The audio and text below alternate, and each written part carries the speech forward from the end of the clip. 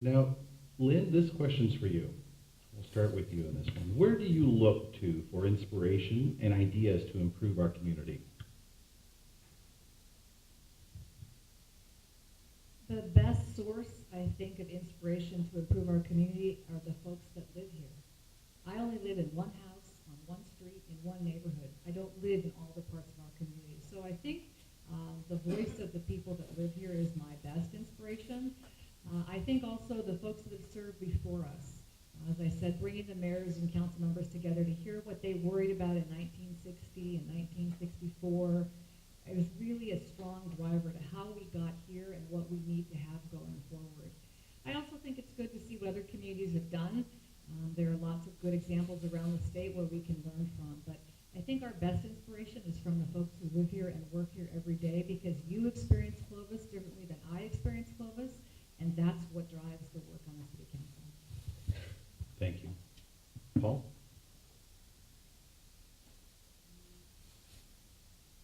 Undeniably, the citizens. That is who the council is here to serve. And we have citizens from all walks of life, different ages, different backgrounds, business owners, who all have different perspectives on what can make this community great. And so I think simply listening to those individuals and understanding what their needs are and how we can best serve them is one of the best ways to get inspiration to how to lead a community. To Lynn's point as well, I've had many opportunities in working in other cities and having great relationships with city council members in other municipalities or county supervisors, public servants who have spent many years serving their communities. And just like I do in my business of healthcare, I lean on other individuals and peers who have been there a long time, who have maybe made mistakes that I can learn from and not repeat.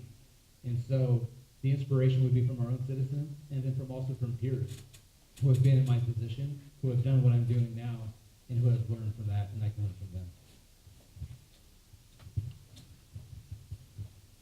One of the things that inspires me is knowing why people moved to Clovis and what they were looking for.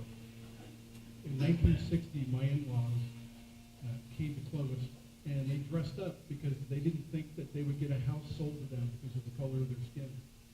But my father-in-law wanted to raise his young girls in a safe community that had good schools.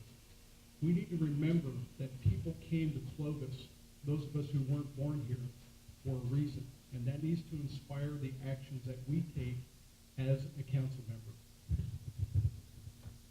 Thank you. Paul? I think some of you understand my inspiration, and then some of you can take courage in the source of my inspiration, and that is my faith. I think God has given me everything. And because he has given me everything, I appreciate everything that has been done. And I know that once I have that, my compass is pointed in the right direction, God will lead me to the right person to educate me, to lead me, to hold my hand, to make the right decisions. And God led me here. And so what God has shown me is, I just value freedom. The freedom that you all have and that I have. That's all I want. I want us to maintain that and to keep that. And the last inspiration for wanting that are the babies, the young ones. That inspires us even more to maintain America, to maintain Clovis, so that way it's always awesome. Thank you. Paul?